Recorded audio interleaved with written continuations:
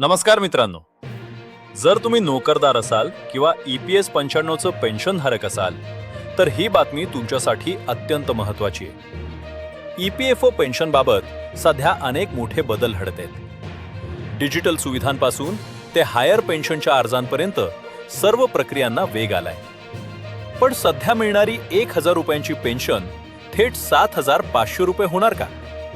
याच्या सर्वात मोठ्या अपडेटबाबत आपण व्हिडिओच्या शेवटी पाहणार आहोत. त्यामुळे व्हिडिओ शेवटपर्यंत नक्की पहा. पहिली महत्त्वाची अपडेट आहे हायर पेन्शनबाबत. सर्वोच्च न्यायालयाच्या निर्णयानंतर हजारो कर्मचाऱ्यांनी वास्तविक पगारावर आधारित पेन्शनसाठी अर्ज केले होते. सध्या EPFO कडून या सर्व अर्जांची छाननी अंतिम टप्प्यात सुरू आहे. पात्र ठरलेल्या कर्मचाऱ्यांना EPFO कडून डिमांड लेटर्स पाठवले जातात, ज्यामध्ये जमा करावयाच्या फरकाची रक्कम दिली जाते. त्यामुळे तुमचे युनिफाईड पोर्टल नियमितपणे चेक करत राहा.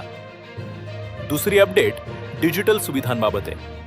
आता पेन्शनधारकांना उमंग ॲपद्वारे PPO डिटेल्स मिळवणे अधिक सोपे झाले. तसेच दरवर्षी द्यावा लागणारा हयात दाखला आता बँकेत न जाता तुम्ही घर बसल्या मोबाईलच्या फेस ऑथेंटिकेशन ॲपद्वारे फक्त चेहऱ्याचे स्कॅनिंग करून सादर करू शकता. आता वळूया सर्वात महत्त्वाच्या मुद्द्याकडे.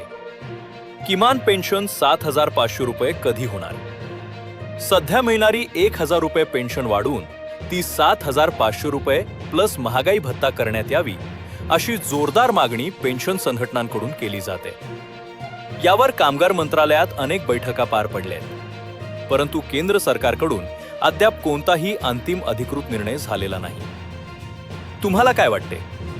EPS 95ची किमान पेन्शन 7500 रुपये झालीच पाहिजे का? तुमची प्रतिक्रिया कमेंटमध्ये नक्की सांगा.